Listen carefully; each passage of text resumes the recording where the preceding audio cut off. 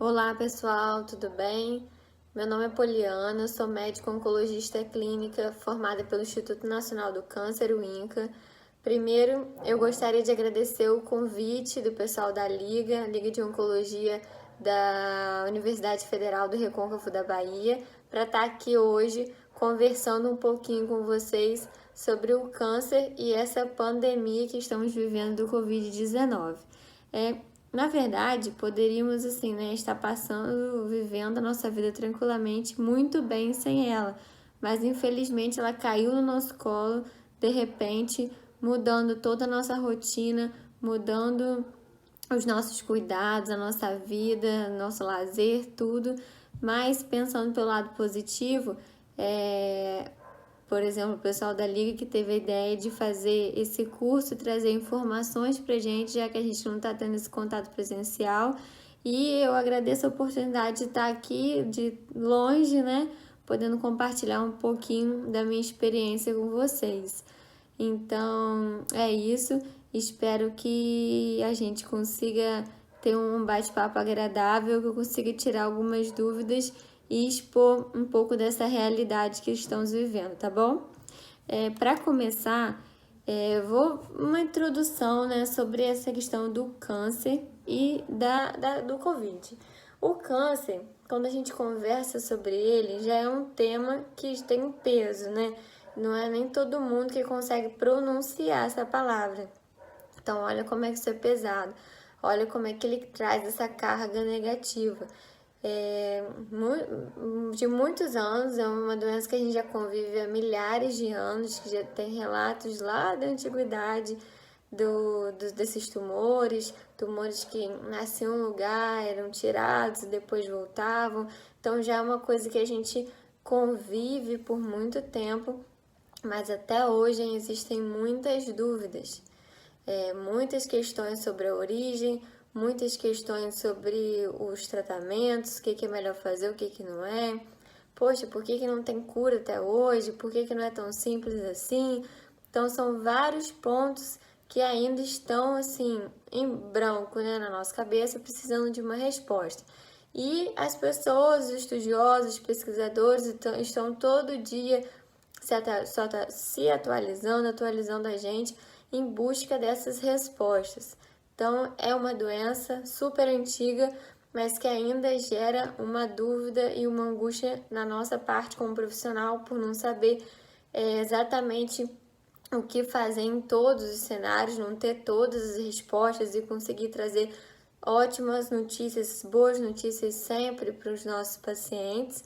E a gente tem hoje essa questão da pandemia do coronavírus, que é uma coisa nova, né? Uma coisa que surgiu de repente na nossa vida, botou ela de cabeça para baixo, mas que também é dúvida, tá? A gente não tem resposta para nada ainda. A gente não sabe tratar, a gente não tem vacina, a gente não consegue definir qual paciente que vai evoluir bem ou qual paciente que vai evoluir mal. Então, realmente, é uma caixinha de surpresa que a gente está aprendendo a lidar, que a gente está aprendendo a conviver. Na verdade, eu acho que a gente vai ter que aprender a conviver, eu e muitas pessoas, né? A gente vai ter que aprender a conviver com ela para os próximos tempos. Não é uma coisa que vai estar se mostrando que vai parar de uma hora para outra. Então, são dois temas super importantes que estão ligados por esse sentimento de dúvida, de angústia, de incertezas, que a gente vai abordar junto. Então, você imagina, você tem um paciente com câncer no meio de uma pandemia de coronavírus. Um paciente que você precisa tratar, que você não pode perder tempo, no meio de uma situação que você não deveria sair de casa, que você não deveria ter contato com outras pessoas, que você tem que expor ao mínimo de risco. Então, realmente é uma situação super delicada que a gente vai tentar abordar, conversar um pouquinho hoje, tá certo? Aqui eu fiz um roteirinho só para não me perder, porque é bastante coisinha, né, pra gente conversar. Mas eu queria começar sobre o que é câncer. Eu acho que o meu papel aqui também é trazer essas informações. O que é o câncer? O câncer nada mais é do que uma coisa nossa, detectar que está dando errado. Então, assim, é uma célula nossa defeituosa que por alguma questão ela se modificou, não foi corrigida, não foi reparada e ela permaneceu daquele jeito, foi se multiplicando desordenadamente. Ah, Poliana, mas como isso pode acontecer? Como é que é isso? Da onde que isso dá esse gatilho inicial? Ainda não temos todas as respostas, porque não é uma coisa simples. O câncer não é simples, ele é complexo em todos os cenários, desde da sua origem, do seu desenvolvimento, até a parte de tratamento, tá? Então, a gente não tem uma resposta exata, por isso que não tá, né? Por que não curaram, né, isso ainda? Porque não é tão simples como às vezes a gente acha. Quando você tem essa situação de um start nesse defeito da nossa célula, mas isso como é que pode acontecer? Por mutações, tá? A gente sabe que existem as mutações dentro da nossa célula. A gente tem o nosso material genético, que é o DNA, e ali ele tem algumas coisas que podem sair erradas. Mas isso sai errado por quê? Isso pode sair errado ao longo da nossa vida, alguma coisa transformar aquilo e aquilo passar a ser defeituoso e gerar algum problema na formação das nossas proteínas, ou você já herdar um defeito, por exemplo, dos seus pais. Isso, então, é o que a gente chama de mutações somáticas, quando elas são adquiridas ao longo da vida por conta de coisas que a gente faz, por conta das nossas escolhas, dos riscos, porque eu bebo muito, ou porque eu fumo, ou porque eu não faço atividade física, me exponho a outros fatores cancerígenos, já fiz uma radioterapia prévia. Então, são essas questões que a gente vai adquirindo ao longo da vida, é o que a gente chama de somático. Germinativo é aquilo que vem dos nossos pais, que a gente herda, então é uma coisa que a gente não consegue modificar. E a origem pode ser, é só por conta do germinativo? É o germinativo que tem uma influência do somático. Então, isso tudo pode se misturar, por isso que fica essa questão um pouco mais difícil pra gente. Então, você tem um erro, tá? Por algum desses motivos e muitos outros que vão se misturando, e aquela célula se transforma. É uma célula minha, que o meu organismo ele não vai conseguir detectar que está errado, ou não vai conseguir corrigir aquele erro, e ela vai ser passada para as outras, porque a célula está ali, ela vai se multiplicando, se dividindo, vai crescendo. Quando esse montinho de células simples, né, simplificadamente, células diferentes, ele tem a capacidade de invadir outros tecidos, de cair na corrente sanguínea e parar em outros lugares, é o que a gente chama de metástase, né? É aí que a gente vai dar o nome de câncer ou tumor maligno, que é quando ele tem essa capacidade de invadir outros tecidos. Então, isso é um ponto importante pra gente. E, mas câncer, tudo bem, eu entendi que a origem é super diferente, complexa. Mas então pode ser que no final seja mais ou menos igual? Por exemplo, você tem a mesma essa história que você contou para o câncer de mama, para o câncer de intestino. Então, os cânceres não são iguais. Cada lugar é de um jeito, cada lugar tem uma origem, tem um motivo assim para ele ter surgido, tem essas características biológicas mais específicas que a gente chama, as mutações específicas. Então, cada lugar, ou até mesmo o mesmo lugar, por exemplo, como eu comento às vezes no consultório, câncer de mama. Não, mas eu fiz um tratamento e minha colega tem câncer de mama, também fez o tratamento e é diferente. Câncer de mama não é tudo igual. Existem vários tipos de câncer de mama, e cada um é tratado de um jeito. Então, assim, é muito mais complexo do que a gente imagina. Então, essa é uma coisa que a gente tem que ter em mente. Câncer é um mundo de situações e cada tipo também tem uma particularidade. Então, por isso que é tão difícil a gente pensar numa cura, uma coisa única que traga essa resposta pra gente, tá? Isso é bem importante, isso tem que ficar claro. Outra questão importante é o papel do oncologista. Poliana, o que você faz na sua rotina? Eu sou oncologista clínico. Assim, no geral, tá, gente? Óbvio que pode ter coisas que escapem um pouquinho da nossa rotina, mas no geral, a gente não faz o diagnóstico. Geralmente o paciente vem com o diagnóstico, com o resultado de uma biópsia, dizendo que aquilo é câncer, comprovado que aquilo ali é um tipo de tumor maligno, enfim. Às vezes vem pra gente dar opinião, mas no geral, no grosso é isso. Então, essa parte de investigação geralmente ficam com os clínicos, com as outras especialidades, com os cirurgiões, que tem uma massa no intestino, ou se é um tumor, vai para biópsia, avalia, veio o câncer, então vou mandar para o oncologista, para a gente discutir junto o que deve ser feito. Então, isso é uma dúvida também bastante frequente, que eu acho que vale a pena eu comentar aqui com vocês. Outro ponto é o oncologista e o hematologista. Nós, oncologistas, tratamos tumores sólidos.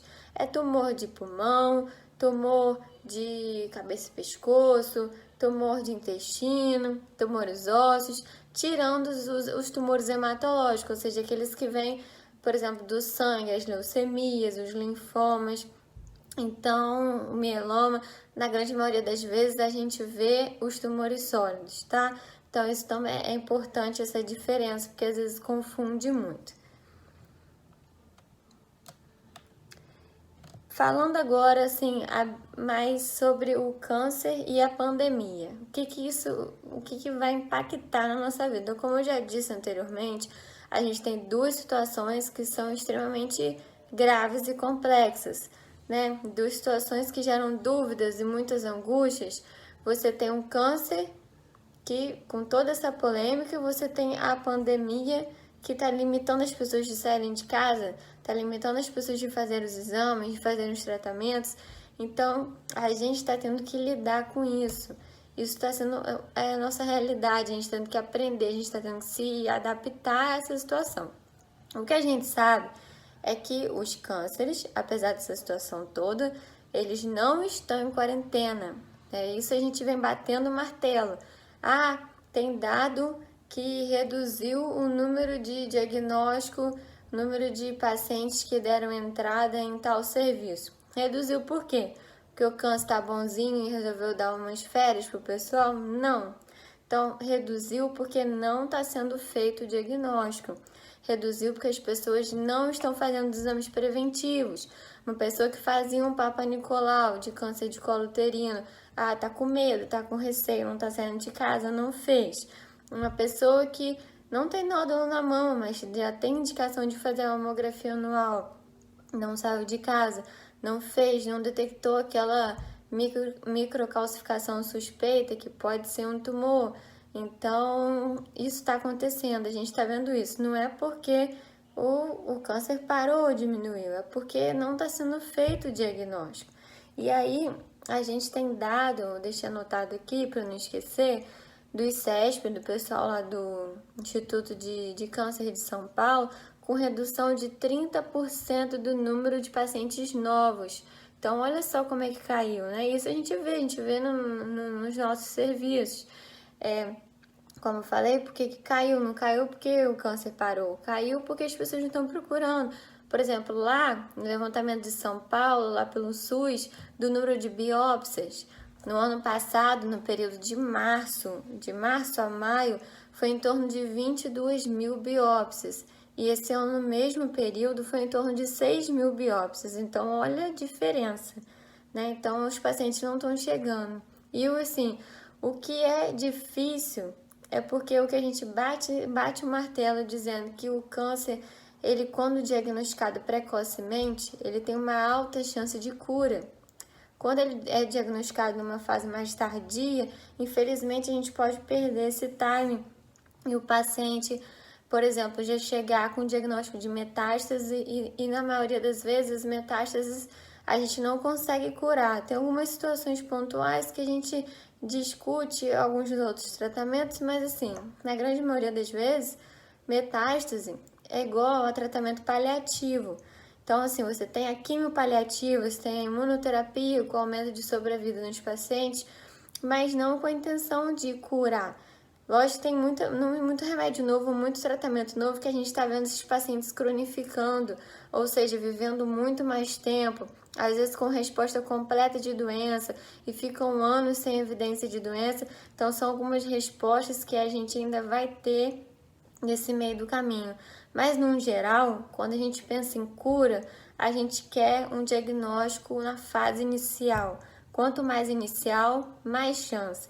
Então, infelizmente, já temos dados que o número de mortes vai aumentar durante esse período da pandemia, porque os diagnósticos, como eu disse, estão ficando mais tardios.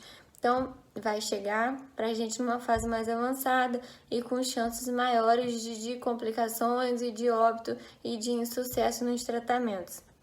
Então, isso é um dado super importante, tá? Só para vocês terem uma ideia, na Inglaterra já tem um dado de nos próximos 12 meses ter um aumento de 20% no número de óbitos.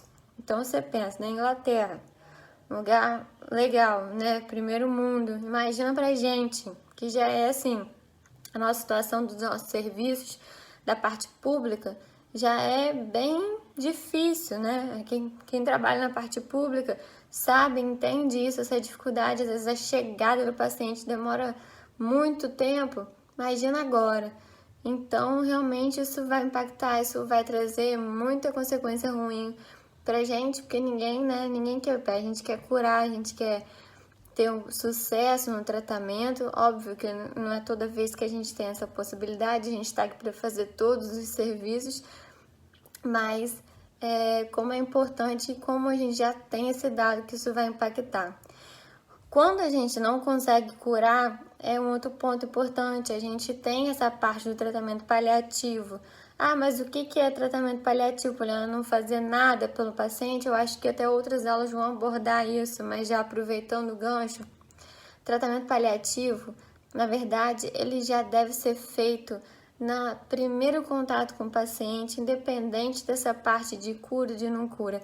Eu acho que para mim, o tratamento paliativo é quando você foca no paciente, você abrange o paciente de uma forma diferente. Você vai olhar ele como um todo. Você não vai olhar ele só como um tratamento, só com, vou tratar, vou curar. Você vai entender as necessidades, você vai controlar a dor, você vai ver a parte psicológica, você vai dar todo esse suporte um suporte necessário que o paciente precisa. E no caso quando você tem já o diagnóstico de metástase, você vai focar exatamente isso, em aumentar a qualidade de vida dele, mesmo que você não cure, e você diminuir, por exemplo, as dores, você dá um tempo de vida maior para ele com uma condição clínica melhor. Então, isso é o nosso foco. Esse também faz parte do nosso trabalho. Quando a gente não consegue curar, a gente quer trazer algum conforto, algum alívio e uma qualidade de vida melhor. Muitos pacientes que estão tratando estão nessa situação. Então, é uma coisa que a gente vai ter que pontuar e individualizar na hora de relacionar isso com a pandemia, se a gente vai parar o tratamento, se não vai, se a gente vai mudar o tratamento, se não vai. Então, isso é uma coisa que a gente também vai discutir.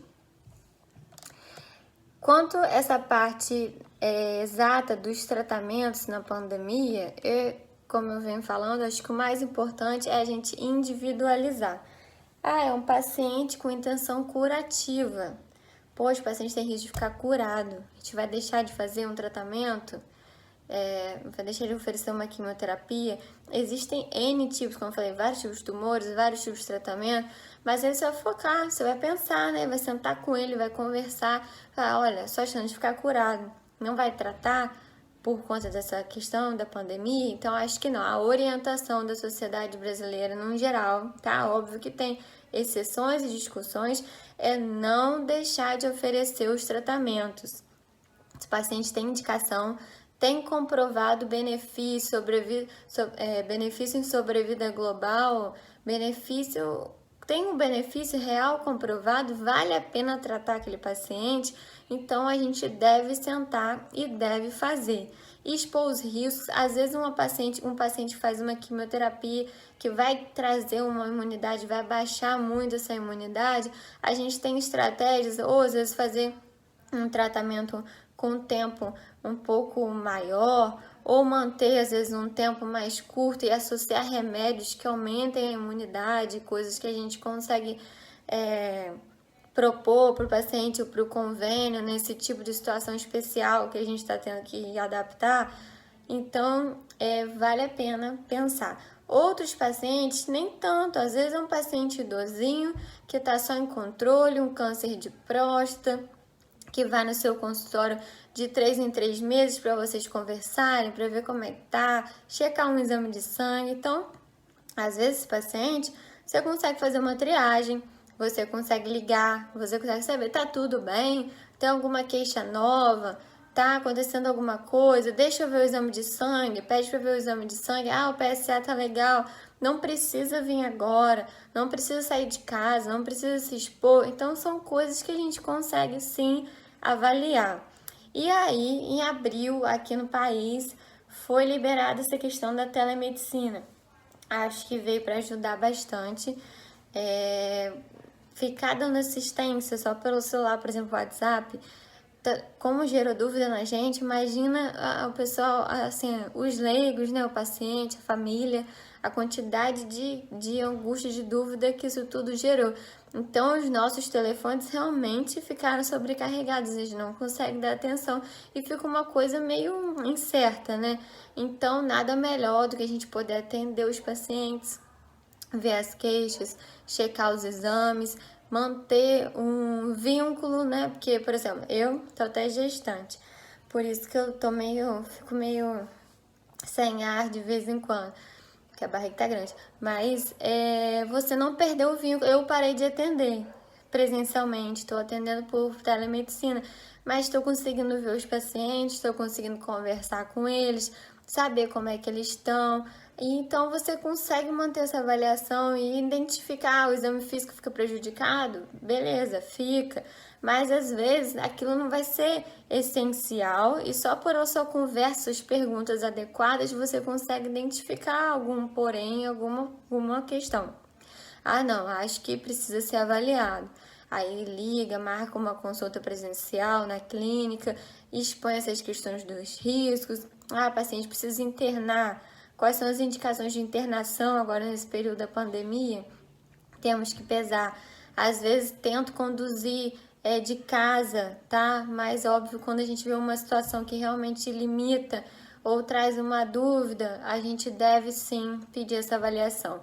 Então, resumindo a história, com todos os poréns e todos os detalhes e todas as questões individuais, o tratamento ele não deve parar. A gente não deve abandonar, a gente não pode viver como se as outras doenças estivessem descansando, estivessem parando e só o Covid está aí. Então, a gente tem que ficar sim de olho e acompanhando nossos pacientes e estimulando os cuidados, desde a hora de entrar na clínica com toda a reorganização que precisa ser feita, álcool em gel, essa questão de seleção de contato prévio, avaliação de sintomas, se os contactantes da casa têm sintomas gripais. Então, tudo isso foi modificado para a gente reduzir as chances, proteger os outros pacientes, proteger a gente também, porque a gente também precisa ser protegido, a gente tem nossas famílias. Então, isso tudo teve que ser, a gente está aprendendo, né? Acho que ninguém sabe lidar com isso, a gente está tendo que aprender junto e para ter um melhor desfecho para todo mundo. Então, com essa questão, né, falando de perspectivas futuras, eu acho que a gente já comentou que realmente, infelizmente, se a gente bobear, esses casos vão aumentar, assim como outras doenças, e vão chegar numa fase mais tardia, como eu já falei, que não é legal. Então, a gente tem que ficar atento. Tá? Tem paciente, por exemplo, que tem que fazer procedimento que não está conseguindo porque o hospital não está fazendo, o outro médico não está trabalhando. Então, infelizmente, é uma realidade que a gente não gostaria de estar passando. Para concluir, eu, assim, da minha experiência, da minha rotina, a gente deve continuar observando esses pacientes. Não podemos bobear, porque, assim, o coronavírus está aí, ele é uma questão de que a gente não sabe ainda como lidar, a gente não tem as respostas. não temos tratamento comprovado, definido, não temos vacina, mas os pacientes com câncer também é super grave e a gente tem muita coisa para fazer por eles.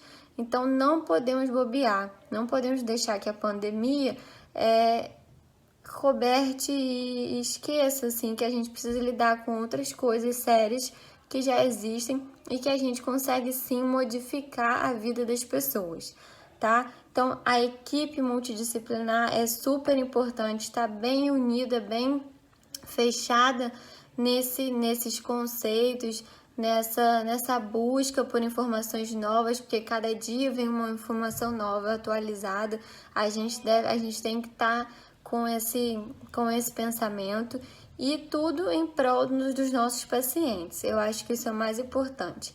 Da minha parte, como oncologista, acho que é isso, pelo menos essa abordagem inicial e como está sendo o nosso pensamento durante essa questão da pandemia. Eu espero que vocês tenham compreendido e qualquer dúvida eu estou à disposição. Vou deixar meu e-mail, o Instagram também, qualquer coisa que vocês quiserem conversar, estou à disposição, tá? Então, espero que aproveitem o curso, aproveitem a oportunidade de estudar de casa, de aprender com os outros profissionais, que talvez a gente não teria essa oportunidade se tivesse a nossa vida normal, que é tanta correria, tanta confusão, que vai passando o tempo e a gente não consegue, e assim, graças por exemplo, o pessoal da faculdade da Liga, a gente está tendo a oportunidade de conversar, assim como outros profissionais vão conversar e passar sobre a rotina de cada um deles. Tá certo? Então, muito obrigada, até a próxima. Espero que tenham compreendido direitinho. Fico à disposição.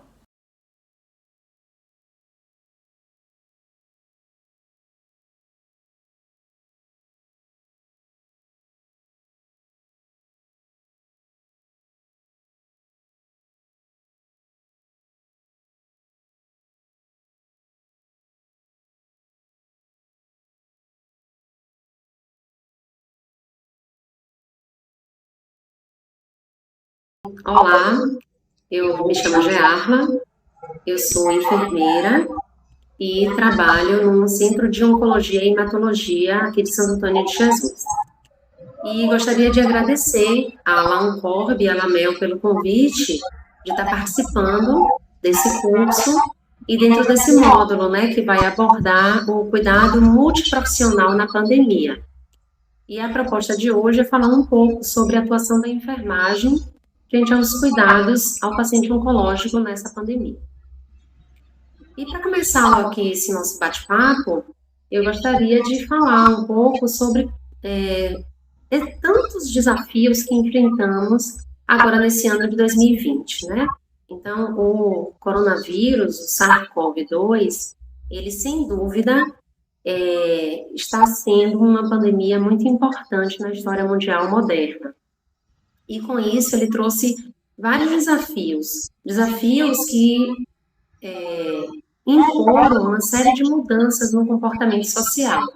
Então, inicialmente, foi indicado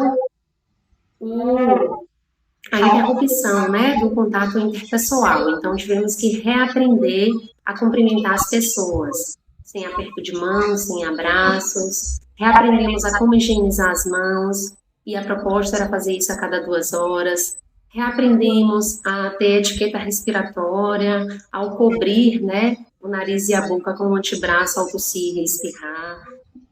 Tivemos que aprender a manter o isolamento social, o distanciamento social e o isolamento social. E, por último, a população, de uma forma geral, teve que aprender a usar a máscara facial, que cubra corretamente o queixo e completamente o nariz. Então, todas essas foram mudanças que veio de repente e que a população e que todos nós tivemos que aprender a lidar com isso. Mas por que eu estou falando disso? Porque, na verdade, toda essa rotina, a qual hoje a população, de uma forma geral, está tendo que se adequar a essa rotina, já é uma rotina muito próxima a qual os pacientes oncológicos eles precisam. lidar, principalmente durante a vigência de um tratamento imunossupressor. Então, eles já têm todas essas recomendações e eles precisam seguir essa rotina. Então, nesse momento de pandemia, eles precisam redobrar essa atenção, eles precisam redobrar esses cuidados. Mas essas mudanças, elas não foram apenas de cunho social. Também precisou ser feito algumas mudanças dentro dos serviços de saúde. Porque quando a gente fala do cuidado ao paciente oncológico, a gente precisa de um cuidado muito mais especializado, para que a gente possa garantir a segurança e a qualidade do serviço prestado.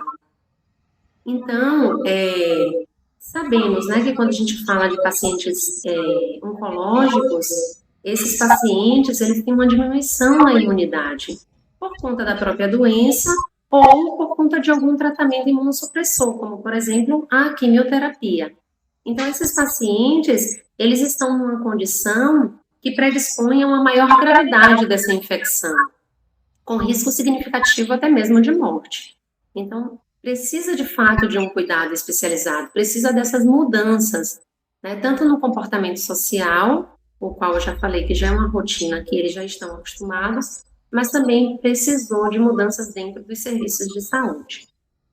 E todos os serviços habilitados de oncologia, eles precisaram implementar algumas práticas, né, algumas mudanças nos processos, nas rotinas, com o objetivo de reduzir a disseminação de patógenos respiratórios, incluindo o SARS-CoV-2. Então, na verdade, todos os serviços de saúde. Como estamos focados aqui no paciente oncológico, então eu vou compartilhar aqui com vocês um pouco a minha experiência aqui dentro do serviço, né, no qual eu faço parte.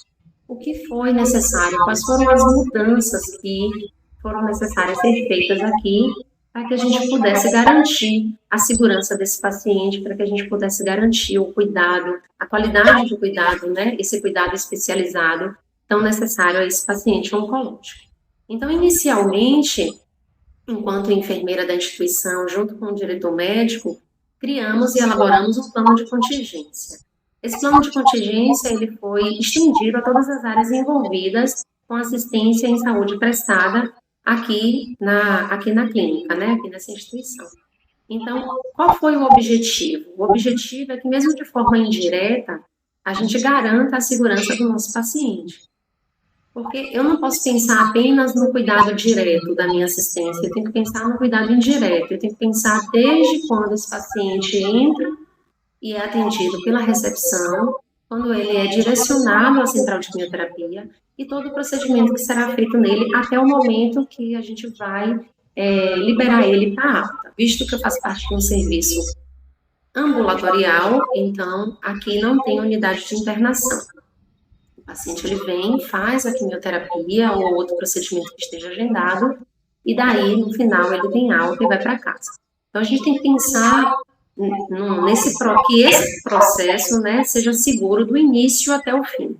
Então, dentro desse plano, a gente instituiu algumas mudanças, né, algumas propostas, como eu já falei, tanto a enfermagem junto com a diretoria médica. Então, a gente estabeleceu algumas medidas preventivas, como, por exemplo, o bloqueio de alguns assentos na recepção para evitar a proximidade de pessoas que estão aguardando o atendimento, uma rigorosidade maior na questão do cumprimento da hora marcada, tanto da parte do paciente como da parte do corpo clínico, para evitar uma aglomeração de pessoas desnecessária, uma sinalização para manter o distanciamento necessário do paciente que chega para a recepcionista que vai atendê-lo.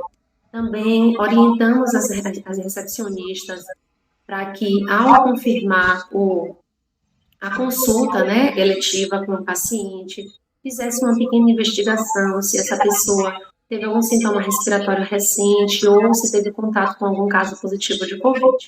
Em caso positivo, a recepcionista era orientada a estar reagendando essa consulta, caso fosse uma consulta eletiva, tá? Não pacientes em vigência de tratamento, mas no caso de consultas eletivas. E até mesmo o afastamento de uma funcionária da higienização por fazer parte do grupo de risco. Então, essas foram as primeiras medidas que começamos a tomar no início dessa pandemia, visando a garantia de uma forma geral. Fora as outras, né, que foram impostas de uma forma geral a todos os estabelecimentos de saúde, como a aferição da temperatura a todas as pessoas que tivessem acesso à clínica, a exigência do uso da máscara facial, a recomendação de não trazer o acompanhante, de vir sozinho, né, que o acompanhante só viesse junto em caso de extrema necessidade. Então, foram medidas, colocação de cartazes informativos, tudo isso foi feito de forma a gente começar a pensar nessa prevenção indireta, mas que vai garantir a segurança do nosso paciente. Também na estrutura física foi realizado um novo dimensionamento dos leitos lá dentro da central de quimioterapia, onde os pacientes recebem o tratamento. Então, a gente redimensionou as poltronas onde o paciente recebe a quimioterapia, colocando elas numa distância mínima de 2 metros de uma para outra. Isso diminuiu a quantidade de leitos, então também foi necessária uma reorganização desses atendimentos, com uma diminuição do quantitativo do número de pacientes por turno. Então, todas essas mudanças teve esse objetivo, né, de garantir a segurança do nosso paciente, diminuindo o número de pessoas que têm acesso à central de quimioterapia. Além disso, a nossa instituição já possui de todos os recursos necessários para garantir a correta higienização das mãos, né? Os recursos como pias, lavatórios, torneiras adequadas de acordo com as exigências da Anvisa, mas ainda assim disponibilizamos mais dispensers de álcool gel, localizados estrategicamente e identificados adequadamente para que fosse uma opção a mais de estar fazendo essa higienização correta das mãos. Também foi realizado treinamento, atualização de treinamento de todos os colaboradores, de todos os funcionários, com respeito ao uso correto dos EPIs, tanto para colocar como para retirar. Foi fornecido todos esses EPIs aos nossos funcionários, de acordo com cada setor, os EPIs necessários, e também foi feita uma atualização do treinamento de higienização das mãos, da correta higienização das mãos. E isso não ficou só com os funcionários, a gente também fez um treinamento com sala de espera com os nossos pacientes. Então, logo no início da pandemia, todo paciente que estava recente iniciando um tratamento, então também fizemos esse treinamento de uso correto da máscara, como ela deve ser colocada corretamente, que ela tem que cobrir toda a extensão, todo o nariz, tem que cobrir todo o nariz corretamente, tem que cobrir todo o queixo, ela deve ser trocada a cada 2 horas, a forma correta, né, de descartar essa máscara, caso ela seja de uso descartável. Então, a gente também fez esse treinamento com os nossos pacientes. Além do mais, quando o paciente via e entrava à central de quimioterapia, a gente tinha o cuidado de perguntar quanto tempo ele já estava usando essa máscara, e se tivesse um tempo maior que 2 horas, a gente pedia para ele descartar e fornece, né, uma nova máscara a esse paciente, para garantir que essa máscara faça, né, a barreira adequada, que ela tenha a função, que ela seja eficiente na sua função. Além disso, também durante a pandemia, foi adotado, foi recomendado, né, que o paciente não viesse com acompanhante também para a central de quimioterapia. Então, nesse momento, enquanto durar a pandemia, temporariamente, os acompanhantes, eles estão restritos à central de quimioterapia. Então, eles ficam aguardando, caso ele venha junto com o paciente, eles ficam aguardando na recepção, o paciente entra na central de quimioterapia sem um acompanhante. É claro que isso tem as suas exceções, e as exceções são pacientes debilitados, como exemplo de alguns idosos, ou pacientes com algum déficit cognitivo. Então, nesse caso, é liberado o seu acompanhante. Claro que devidamente, com uso de máscaras, e todas as recomendações que são dadas ao paciente também são passadas ao acompanhante. Essa restrição do acompanhante, ela também foi estendida ao consultório médico. Então, foi conversado com todo o corpo clínico, onde seria restrito a presença apenas do paciente e que o acompanhante também ficaria esperando, né, na recepção, caso ele venha junto, e qualquer necessidade que tenha da presença do acompanhante será solicitada. Então, foi outra medida que a gente tomou aqui, visando a segurança do paciente durante essa pandemia. Além disso, algumas medidas já faziam parte da nossa rotina, como o uso individual de alguns equipamentos, como, por exemplo, o garrote para a punção venosa. Então, já é feito um uso individualizado desse equipamento, né? Não é compartilhado entre os pacientes. Além disso, também já utilizávamos dentro da nossa rotina a aferição da temperatura através de termômetros com sensor infravermelho, para evitar o contato direto também do equipamento junto ao paciente. Então, já eram medidas que a gente já tinha antes da pandemia e que elas foram mantidas com o objetivo de diminuir esse contato direto, né, do equipamento com o paciente. Também durante a vigência da pandemia, foi adotado a teleconsulta. E isso tem sido muito importante. Por quê? Porque a partir do momento em que o profissional entra em contato com o paciente para estar confirmando o agendamento do seu procedimento, é realizada uma triagem. Nessa triagem, o profissional ele vai identificar possíveis sintomas de infecção respiratória. Então, vai ser questionado esse paciente se ele teve febre, se ele teve tosse, dor na garganta, desconforto respiratório ou dificuldade para respirar.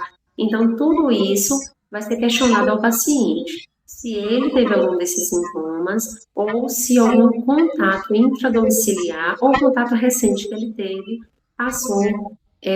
teve algum desses sintomas.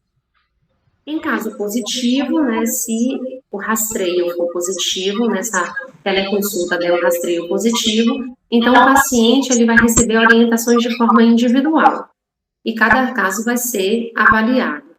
Vai haver a possibilidade de, em caso positivo, de estar reagendando esse paciente, mas é claro que isso vai ser uma decisão juntamente da enfermagem com o oncologista responsável. A gente vai ver a possibilidade, de forma individual, de estar reagendando esse paciente no caso de rastreio positivo.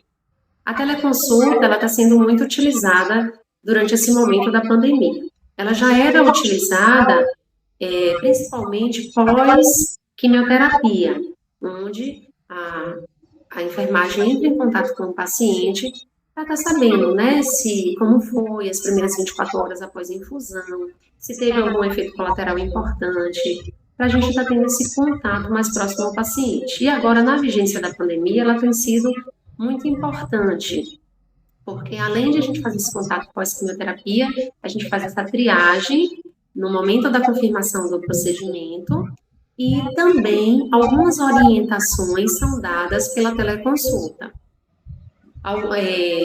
Antes, a rotina era sempre após a quimioterapia, em torno de entre 7 e 10 dias, esse paciente fazia um primeiro retorno. Então, esse primeiro retorno agora a gente faz pelo teleatendimento, pela teleconsulta.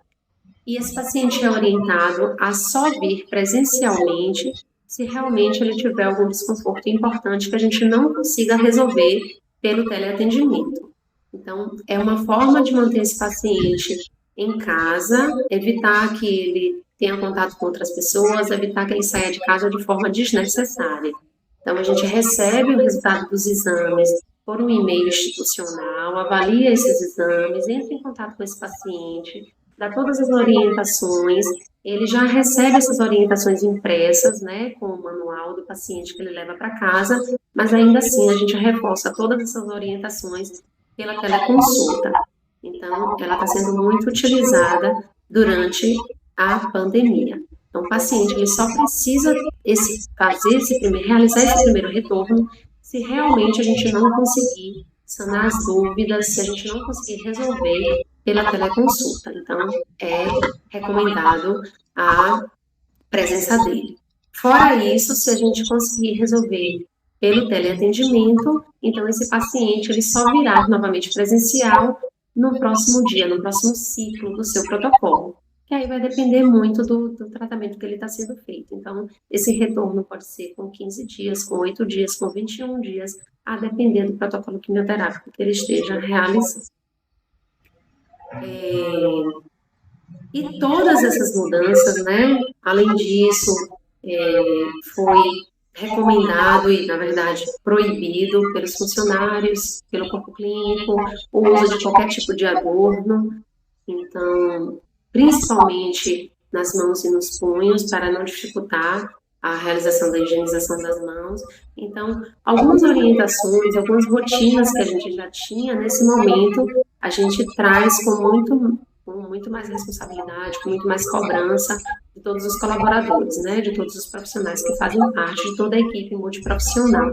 Então, esse treinamento a gente estendeu a toda a equipe e a todos os funcionários, porque entendemos também que garantir a segurança do nosso funcionário, a gente garante a manutenção da nossa assistência ao paciente.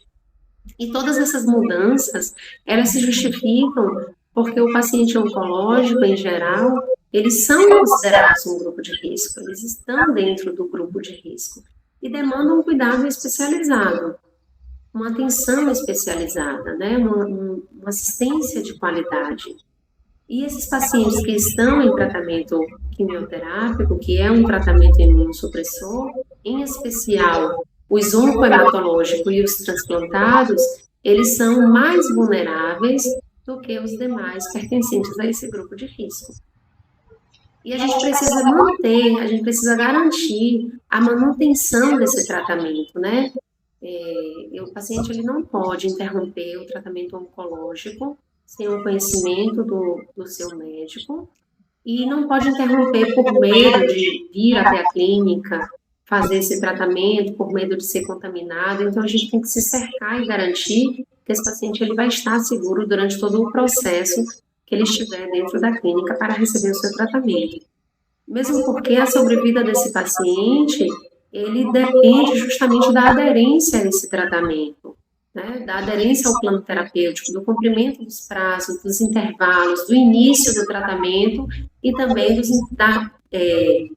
as fases, né? O intervalo das fases do tratamento. Então, é muito importante que esse tratamento seja adequado e seja cumprido dentro do plano terapêutico para garantir um sucesso terapêutico. Além disso,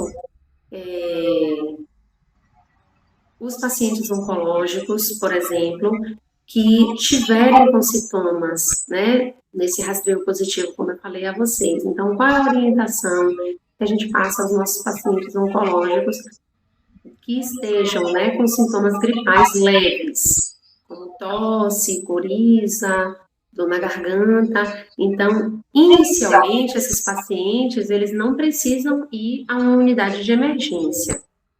Mesmo porque, se eles estão dentro do grupo de risco, eles têm uma imunidade comprometida, se nesse momento de pandemia eles procuram serviço de emergência por sintomas gripais leves, eles correm o risco de ser contaminados nesses locais. Então, inicialmente, a gente orienta a esses pacientes não procurarem um serviço de emergência. Mas, em contrapartida, a gente precisa avaliar e reavaliar esse paciente. É onde, mais uma vez, a teleconsulta, ela entra, né? Nesse sentido, porque é necessário ficar atento a esse paciente. É necessário que esse paciente seja reavaliado todos os dias.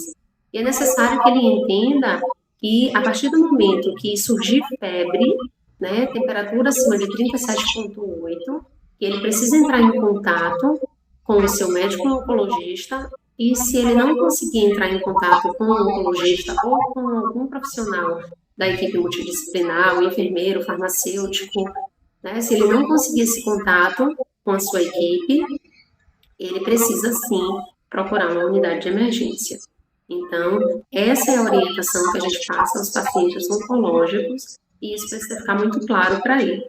Mas é claro, no momento que a gente diz que ele não precisa procurar uma emergência, a gente precisa monitorar esse paciente, a gente precisa ficar atento à progressão desses sintomas. Se realmente ele vai ficar apenas em sintomas leves, semelhantes a uma gripe, ou se isso vai ter uma progressão de sintomas e esse paciente precisa ser direcionado a uma unidade de emergência.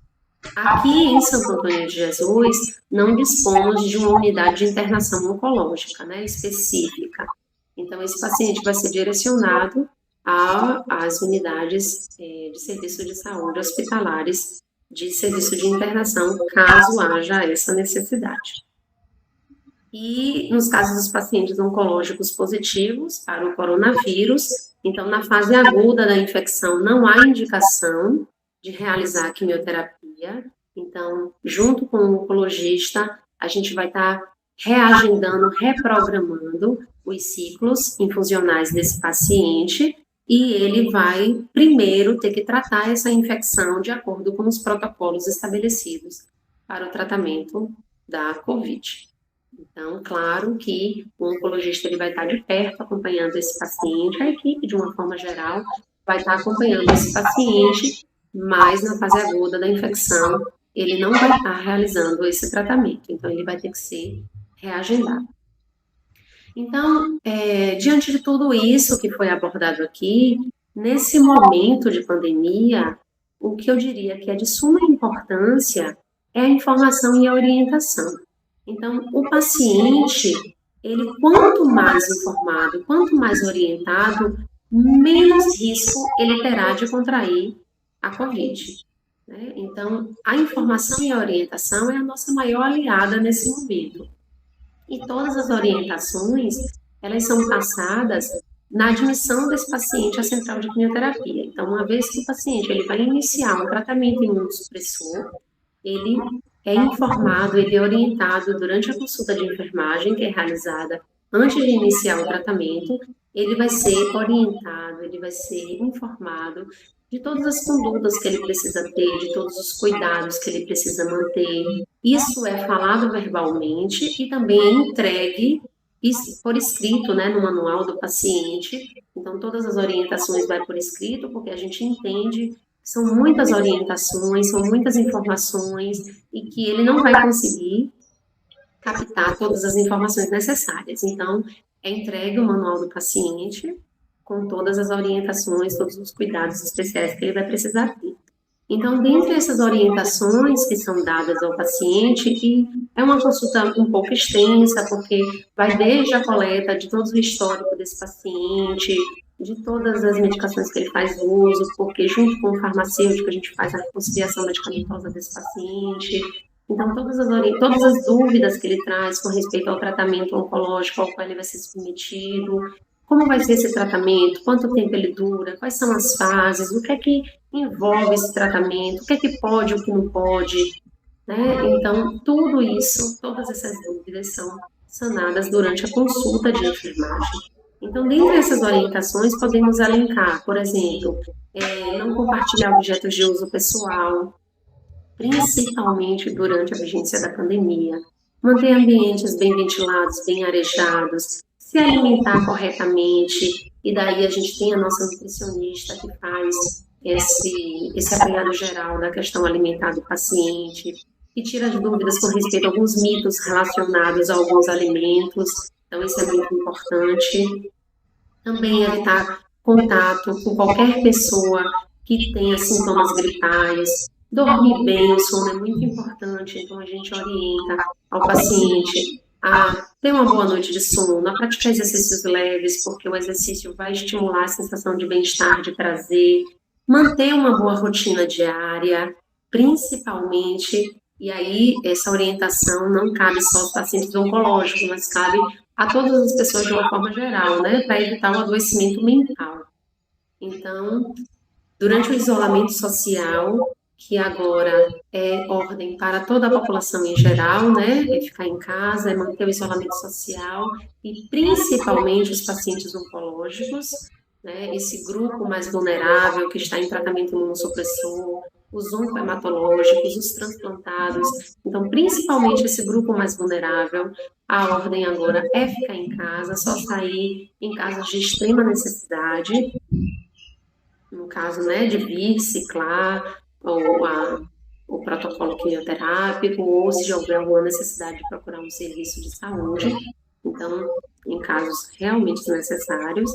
Então, durante o isolamento social, deverá manter sempre, né, para evitar o adoecimento mental, e isso também é muito importante, e a gente precisa estar atento a isso também ao nosso paciente.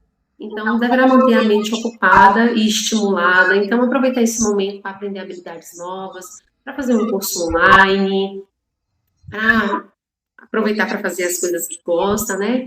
Ter cuidado com o consumo excessivo de notícias, com as fake news, com as repostagens. Então, ter muito cuidado com essas informações que a gente absorve, se são de fato de base confiável ou não, ou até mesmo evitar o exagero de notícias, porque isso pode aumentar o estresse, a ansiedade e pode vir comprometer até mesmo, né, o bem-estar desse paciente durante o seu tratamento. Fazer pequenos exercícios, né, exercícios leves em casa. Quem tem uma varanda, se essa varanda for, né, fechada, eu digo assim, não ter acesso nem circulação de pessoas. Então, a gente aconselha esse paciente também a ir até áreas abertas, a receber, né, a luminosidade, receber um pouco da luz solar. Isso também é importante. Comunicar com as pessoas, com os entes queridos, com os familiares, através das redes sociais, através das plataformas digitais, isso também é muito importante. Então, essas dicas aí não vai apenas para os pacientes, não.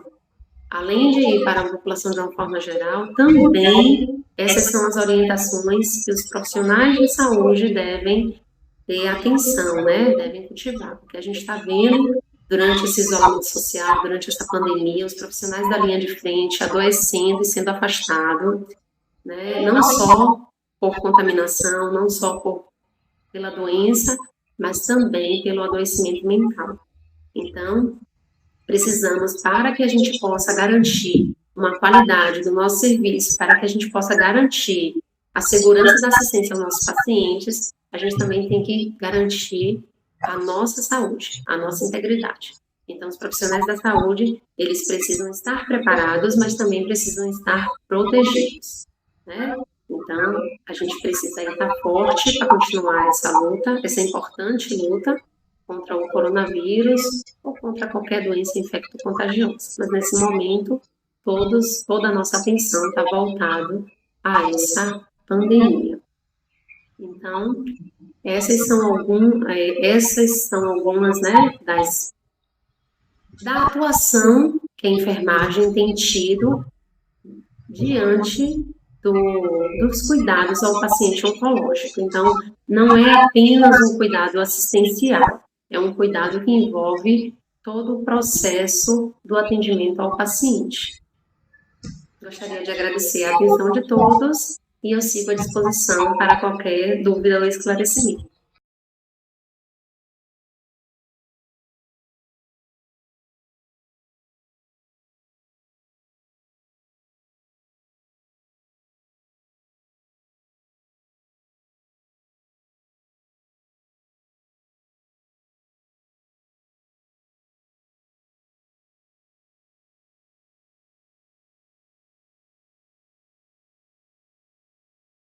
Boa noite, meu nome é Daniele Borges, sou fisioterapeuta, graduada pela UFBA, pós-graduada em fisioterapia pela Escola Baiana de Medicina, mestra pelo Programa de Medicina e Saúde da UFBA, sou especialista em fisioterapia oncológica pelo COFITO, diretora técnica da Paliativa, sou fisioterapeuta hoje do Hospital São Rafael, do Núcleo do Movimento, e participo de alguns projetos de pesquisa na área de oncologia, neurologia e respiratória.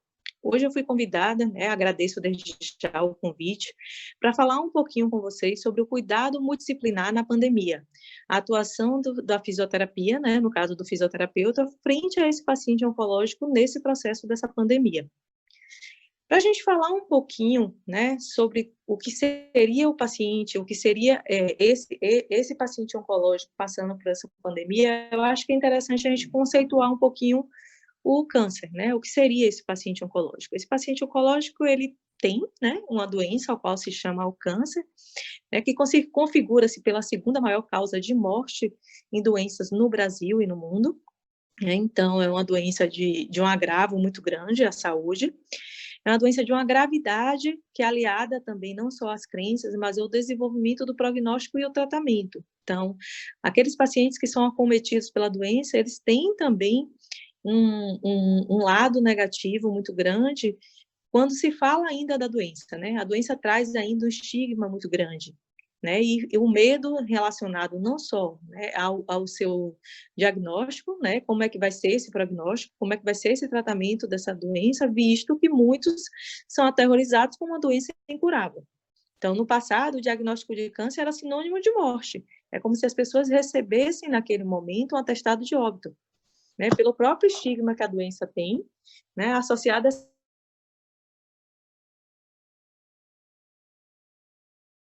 essa situação de sofrimento, de medo, de dor, de questões relacionadas à questão mesmo, né, de sociais. Então, a doença traz uma certa sensação de impotência muito grande.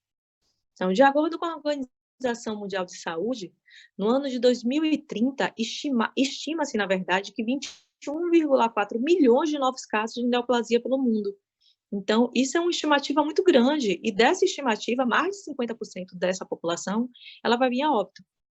Então, dentre essas estimativas, a incidência de novos casos de doenças neoplásicas, principalmente relacionadas à hematologia, é um dado, né, muito elevado, né, dentro desses pacientes, né, dentro do contexto de saúde. Né, é uma doença que traz uma repercussão social, econômica e psicológica muito grande.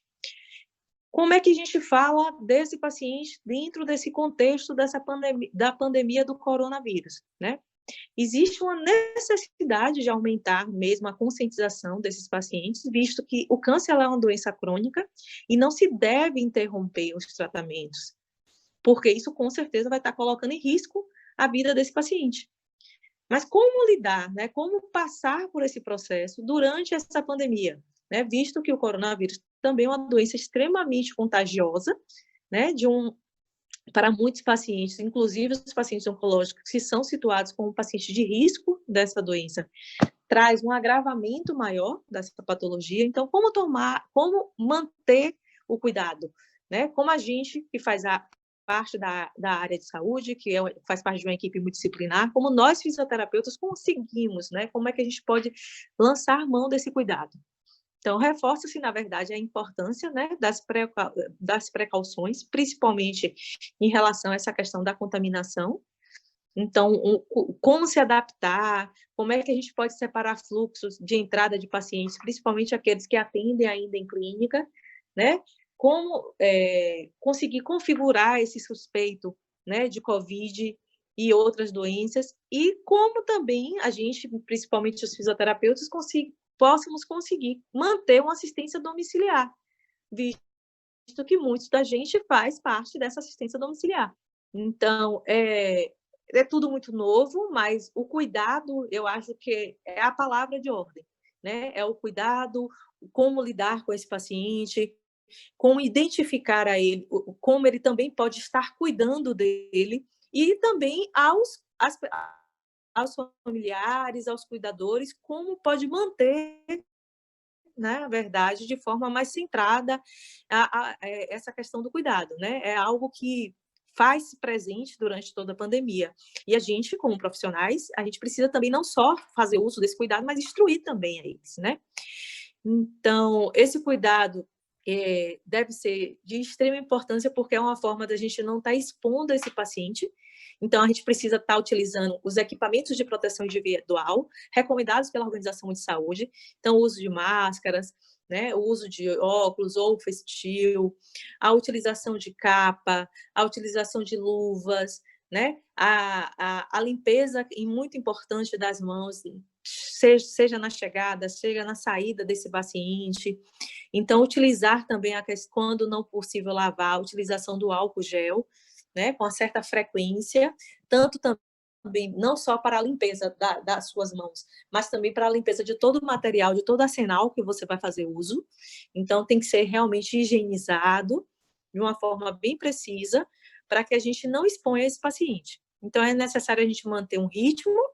Mas é necessário a gente acrescentar esse cuidado muito mais eficaz do que a gente fazia antigamente. Então, o uso desses equipamentos de segurança,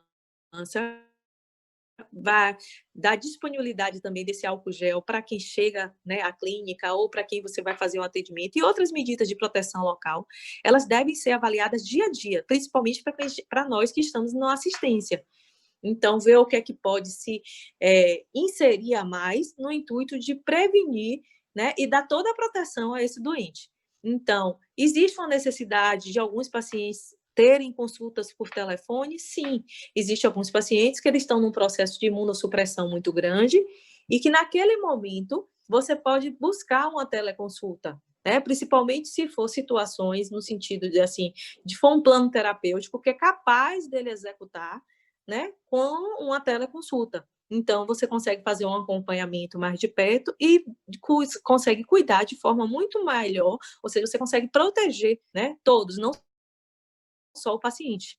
Então, é uma arma também ao combate ao novo coronavírus, né? Então, a prevenção é a grande aliada da gente, né? Seja em relação à atuação primária, o fisioterapeuta ele deve orientar a população também sobre essa questão, né, do cuidado, da utilização também dos equipamentos, sobre a sua conduta em relação ao outro, em relação a si, como a questão própria da tosse, né, que é essa questão de lavar as mãos e, de preferência, não levar as mãos à boca quando for tossir e utilizar os cotovelos, mas, depois disso, fazer o asseio devido do local, orientar também a sociedade sobre a prática regular da importância da manutenção a esses pacientes da atividade física e de hábitos saudáveis.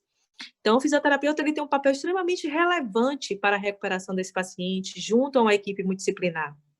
Além das técnicas, né, que é chamada de fisioterapia respiratória, né, para aqueles pacientes que possam vir ser acometidos pelo Covid-19. Então, a gente tem como objetivo não só a recuperação das disfunções relacionadas ao acometimento desse parênquima pulmonar, né, e assim conseguir manter um volume e capacidades adequadas e trocas a esses pacientes, né? E esse profissional, que é o fisioterapeuta, também atua, né, diretamente em unidades de terapia intensiva. Então, infelizmente, algum desses pacientes podem vir a ser acometidos pelo Covid-19 e ter a necessidade dessa assistência dentro do âmbito hospitalar, né? Então, a fisioterapia ela atua como um dos principais profissionais de saúde frente, né, a essa pandemia, aos diferentes cenários que essa pandemia tem mostrado. O fisioterapeuta tem um papel extremamente relevante, não só na prevenção, mas também no cuidado e assistência direta a esse paciente. Primeiramente, né, esses profissionais ele têm como responsabilidade administrar, né, quando esse paciente está internado dentro de um hospital, que necessita de uma oxigenoterapia, é nossa a função administrar os métodos, né, e esse suporte de oxigênio a esse paciente, né, esse suporte suplementar. É a gente que vai avaliar a necessidade, né, de introduzir mais ou se retirada e ver a possibilidade de desmame desse oxigênio. Essa administração vai através de alguns adaptadores, máscaras e reservatórios, né? A depender de onde esse paciente, da necessidade que esse paciente, na verdade, venha a ter. Então, como também a indicação da ventilação não invasiva, da ventilação, né? Porque, infelizmente, desculpa, porque neste momento, na verdade, a gente não tem uma indicação da ventilação não invasiva, devido ao alto índice de aerosol que é dado ao ambiente.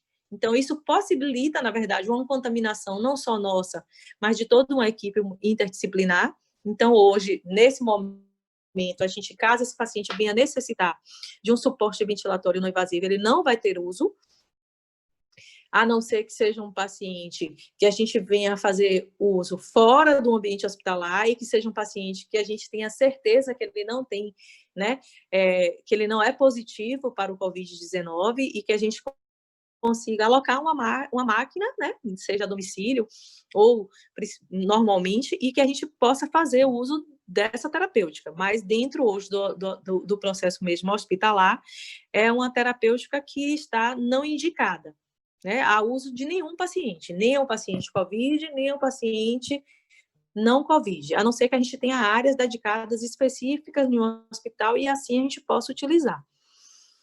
Caso o paciente também evolua, né, dentro desse paciente oncológico, venha a desenvolver a doença e, de repente, ele evolua com insuficiência respiratória grave, esse paciente também vai ser entubado. Esse paciente vai ter que ser colocado imediatamente a um ventilador mecânico. E os ajustes respiratórios desse paciente são feitos por nós, fisioterapeutas. Mas é de suma importância a gente levar em conta também que esse paciente oncológico, muitas vezes, tem repercussões hematológicas dele, oriundas da doença, e que a gente precisa tomar muito cuidado nesses ajustes, né? Qual ajuste que a gente vai fazer para esse paciente, qual o tipo de pressão, né? Porque se esse paciente apresenta plaquetopenias importantes, esse paciente pode ter repercussões importantes. Então, a gente precisa tomar cuidado para que a gente não leve esse paciente a um sangramento, que piore, na verdade, né, essas trocas gasosas dele. Então, é de suma importância, na verdade, o papel do fisioterapeuta, eu acho que, na verdade, seja de frente completamente à pandemia.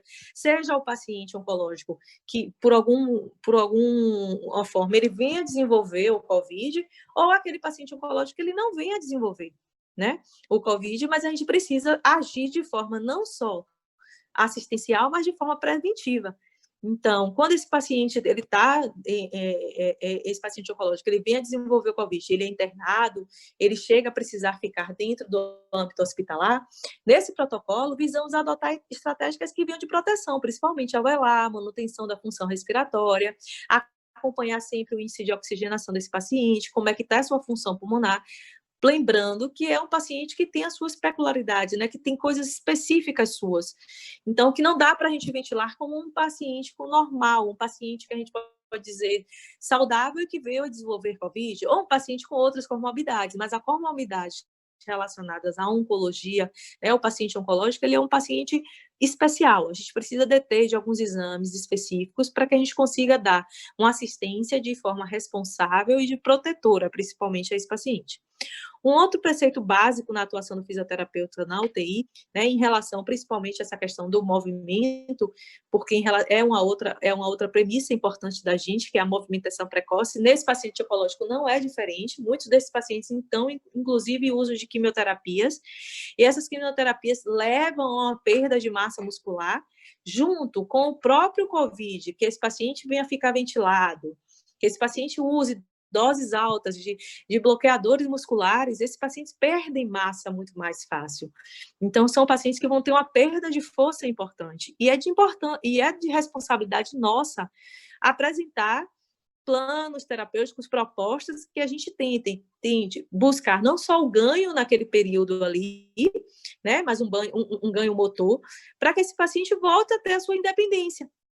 Então, é muito importante a gente ter um olhar sobre não só a função respiratória, mas também essa função motora. Esses pacientes, sejam eles oncológicos ou os pacientes de COVID, de uma forma geral, eles têm tido perdas importantes motoras. E no paciente oncológico, a gente precisa ter um olhar muito mais diferenciado, porque é um paciente que ele vai ter uma perda maior, porque além da doença em si, né, do COVID-19, que já leva por conta, principalmente do tempo que esses pacientes, os que vão, né, a ser ventilados, eles vão utilizar bloqueadores neuromusculares que vão ter uma perda de força importante, eles também têm o uso de outros tratamentos coadjuvantes, como a quimioterapia, que levam também uma fraqueza importante.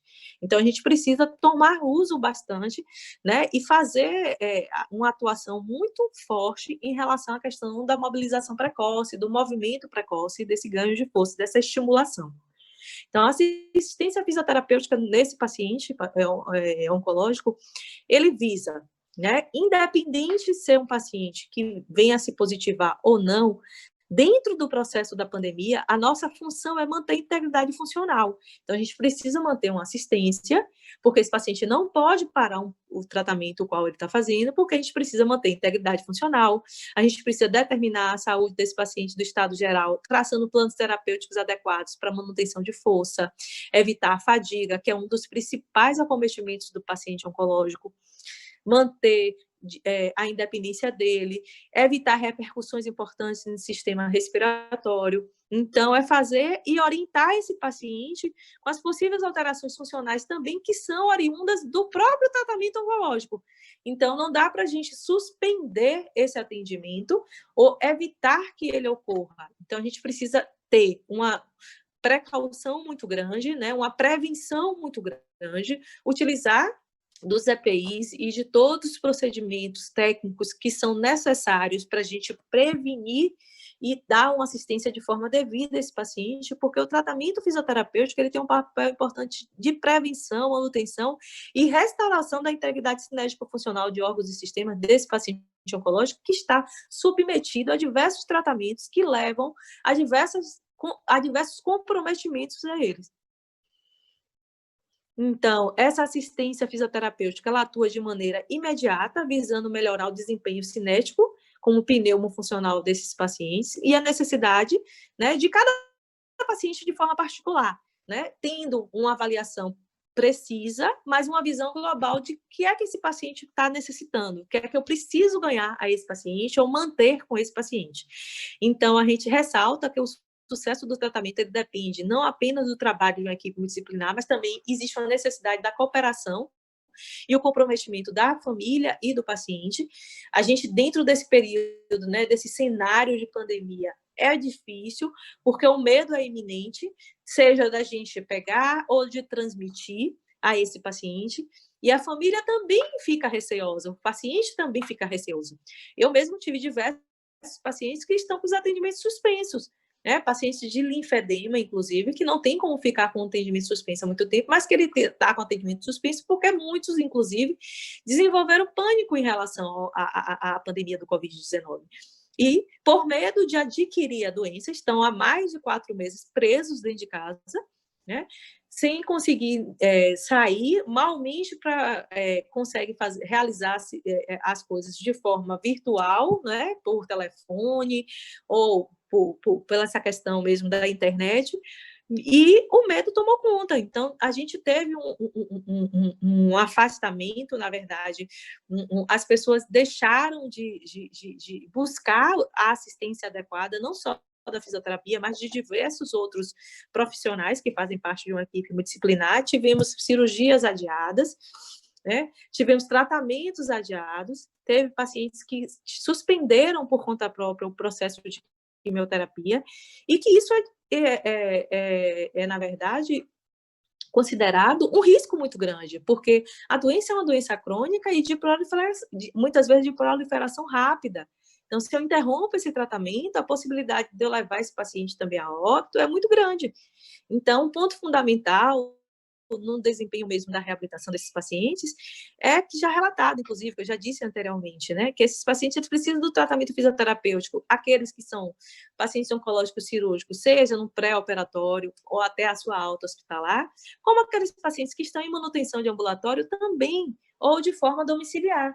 Então, a gente precisa fazer a manutenção do tratamento no intuito de manter a saúde desse paciente da melhor forma possível.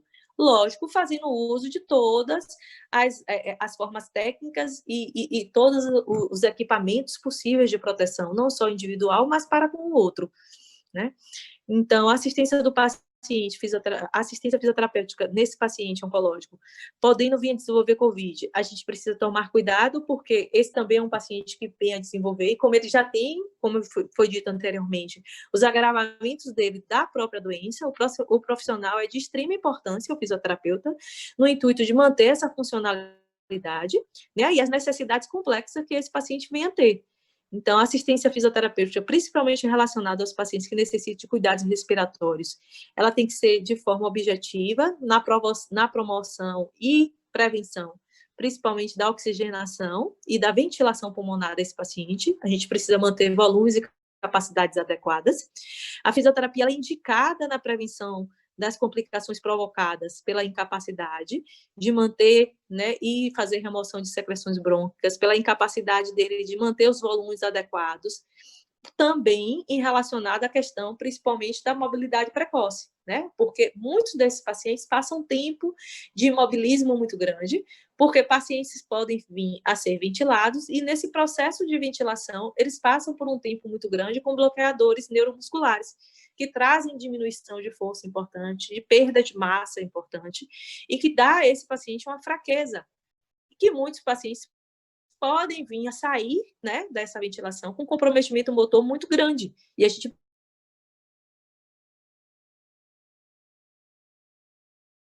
precisa gerar essa mobilização, né? Ter, né, as suas atividades, né, de vida diária.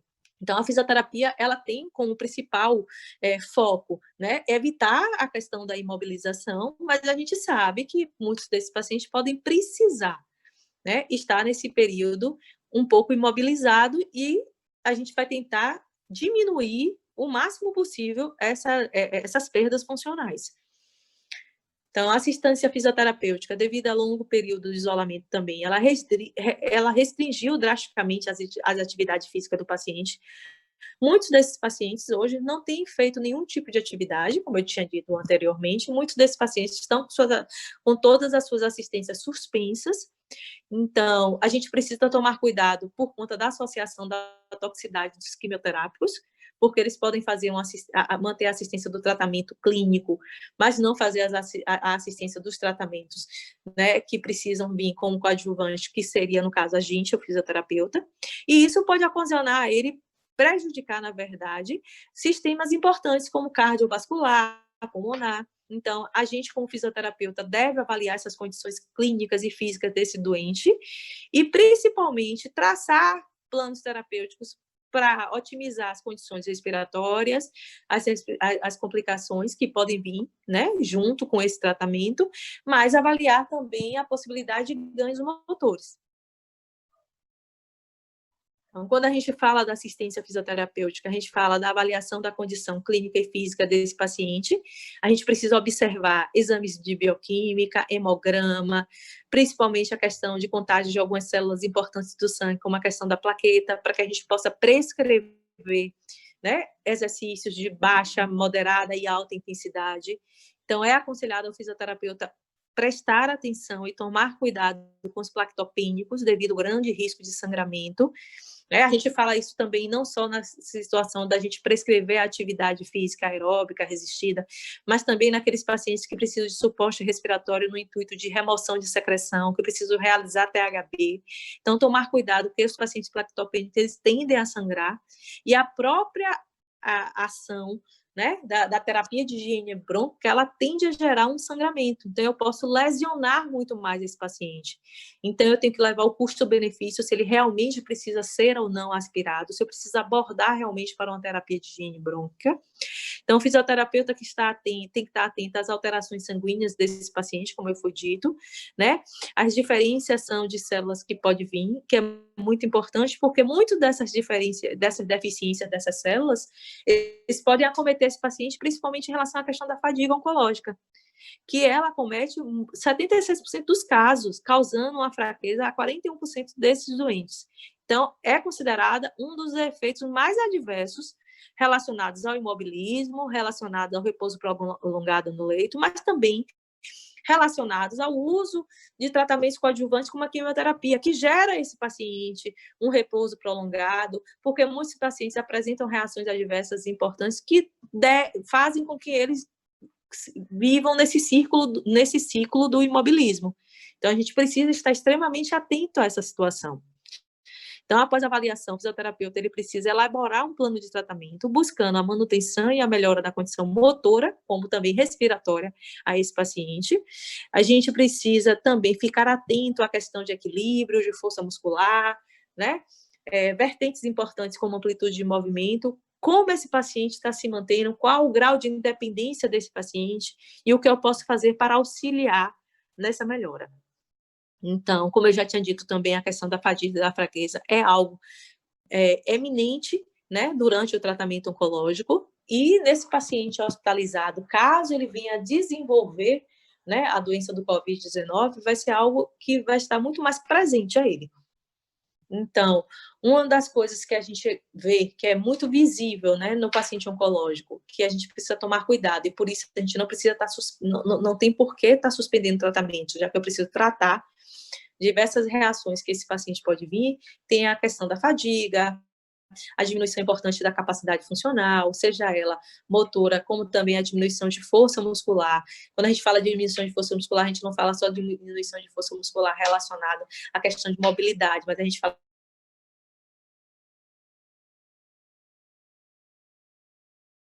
fala também dos músculos respiratórios, fala também dos sintomas que podem vir a esses pacientes, como a neutropenia, que é um dos sintomas mais importantes que vem associado ao tratamento da quimioterapia. Então, muitos pacientes se internam por neutropenia, né, dias de internação prolongados, complicações cardiovasculares associadas aos tratamentos coadjuvantes, complicações respiratórias, e a gente foca principalmente na manutenção dessa questão da qualidade de vida e minimizar o quanto possível, né, dados relacionados à questão de mortalidade.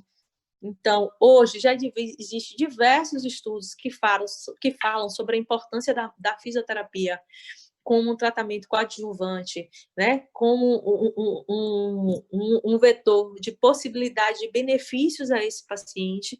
Então, esses pacientes, muitas vezes, eles já são indicados a gente em processos de pré-tratamento, não só durante o tratamento. A gente tem estudos que falam sobre o benefício do treino de força aeróbico, como já tem estudos que já falam sobre o benefício de treino de força resistido aos pacientes oncológicos.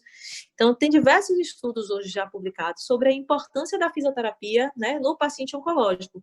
O que a gente precisa tomar, né, prestar atenção em relação a essa questão da pandemia, é que a gente sabe que a pandemia, de uma forma geral, ela veio limitando, na verdade, aos pacientes a eles continuarem o seu tratamento, não só em relação à fisioterapia, mas em relação a todas as áreas. Então, a gente precisa ter esse cuidado, né?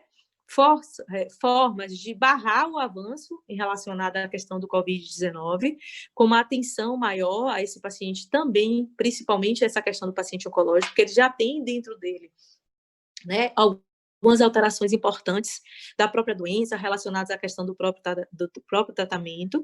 Então, a gente precisa considerar esse grupo como um grupo de risco eminente, né, e buscar seguir algumas orientações básicas para o manejo do paciente, para que a gente consiga manter a nossa atuação e para que esse paciente se beneficie também das suas sessões. Então, dentre as orientações essenciais, é importante a gente manter essa questão do distanciamento social, principalmente aqueles pacientes que a gente vai atender em domicílio, então evitar contato, estar próximo, né, da família de uma forma geral, e quando tiver que ter acesso, né, de forma mais precisa, mais eminente, no pegar, porque a gente, como fisioterapeuta, a gente sofre, porque muitas das nossas condutas a gente necessita do toque, né, do pegar, então a gente precisa ter um cuidado maior, não só na utilização das máscaras, mas também na utilização, na questão da lavagem das mãos, então é algo que tem que estar presente durante toda a nossa terapêutica, né, essa higienização das mãos, porque é uma forma de você estar protegendo o seu paciente, ele perceber também, né, o seu cuidado em relação a ele. Então, é muito importante em relação a esse quadro viral todo, né, a gente também evitar, sendo, quando possível, ambientes aglomerados, ambientes fechados. Então, aqueles pacientes que podem, né, ou que a gente consegue manter um fluxo diferenciado, aqueles que têm clínica, tentar manter esse fluxo diferenciado e evitar que ele venha com 2 ou 3 acompanhantes, de preferência que venha sozinho, aqueles que podem vir sozinho, porque a gente evita, assim, o contato maior, né, de pessoas. Nesse momento, a gente precisa reduzir o contato em relação ao comprimento. Nós, brasileiros, é bem difícil essa questão do comprimento, porque a gente está muito acostumado a abraçar, beijar, pegar na mão, e esse é um momento que a gente precisa manter esse diferenciamento, né, no intuito de proteção, na verdade.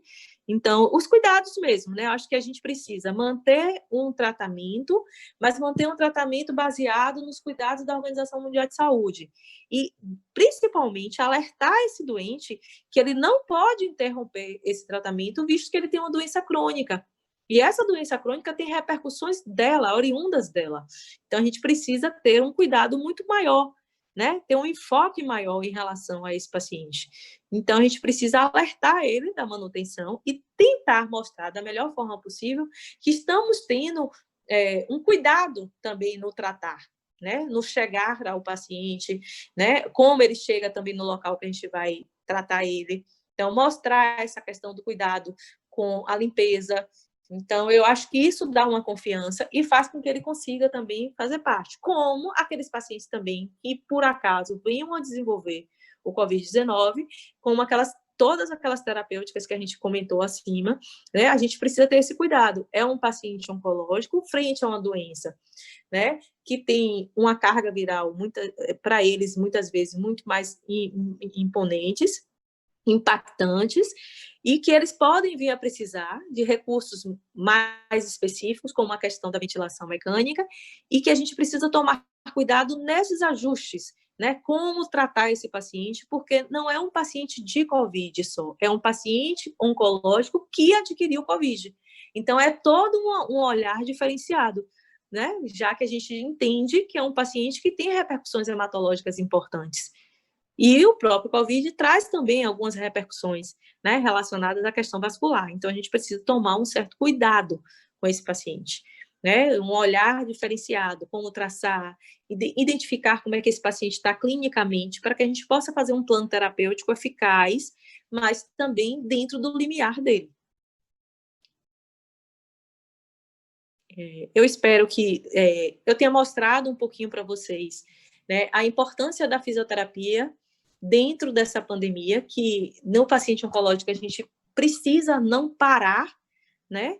A gente precisa fazer a manutenção desse tratamento e que tenha trazido para vocês também as diferentes repercussões que esse paciente pode estar passando durante todo esse processo, tá? Desde já eu agradeço a oportunidade, né? Embaixo fica o meu e-mail e telefone, o qual é o WhatsApp, e precisando de alguma instrução, de material ou qualquer dúvida, eu estou à disposição.